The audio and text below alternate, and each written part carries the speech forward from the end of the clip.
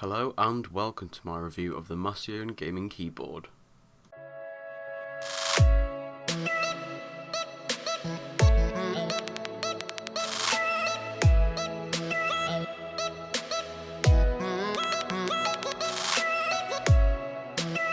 The Masione is a mechanical gaming keyboard with backlighting. Before we take a look at the actual keyboard, let's take a look at the packaging quickly. From what we can see on the front of the box, it's easy to see that this is going to be one of those simplistic style keyboards. The back is very much the same, highlighting the simplistic qualities of the keyboard. Now let's look at what's in the actual box. Due to the fact that you don't require any additional software to use this keyboard, the only thing you actually receive in the box is the keyboard itself. There's no quick start guide included, but at the end of the day who reads that anyway. Onto the keyboard itself. As mentioned previously, the keyboard has a very simplistic design. There are no macros or anything like that, just the bare essentials. The keyboard does however have backlighting, which you can change by pressing the key on the keyboard. The LEDs are nice and bright and visible, and you also have the option to turn them completely off if that's what you want. I do like that it's very simple and there's no need to faff around with software, which can often be very hard to install. However, the lack of software does mean that it isn't as customizable as some other keyboards. For my personal taste, something like this is completely sufficient.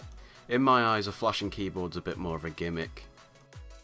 One other thing I thought was pretty cool is that the keyboard is actually waterproof. Although I can't say I've tested this myself, it's actually a really nice feature to have. Being a mechanical keyboard, it does have very responsive keys.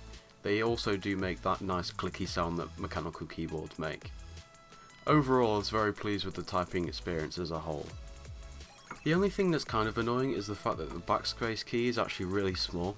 I suppose it's just what you're used to, but I just had a bit of a gripe about this. On to the build quality of the keyboard.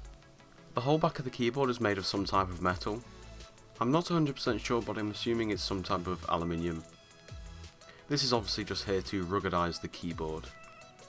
While I'm talking about the back of the keyboard, it also has these two little legs which you can put up and down, as well as 4 rubber spots to stop it sliding around on your desk. Back to the overall build quality.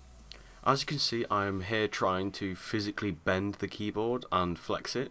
It didn't seem to give very much, which is a good indicator of how good the build quality is on the keyboard. Generally, low quality keyboards tend to flex and bend a lot and they feel like they're going to break, but with this isn't the case.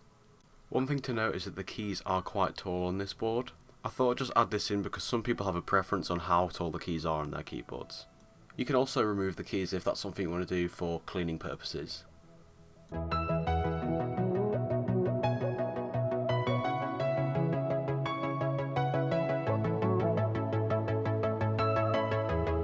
Overall, I really do like the keyboard.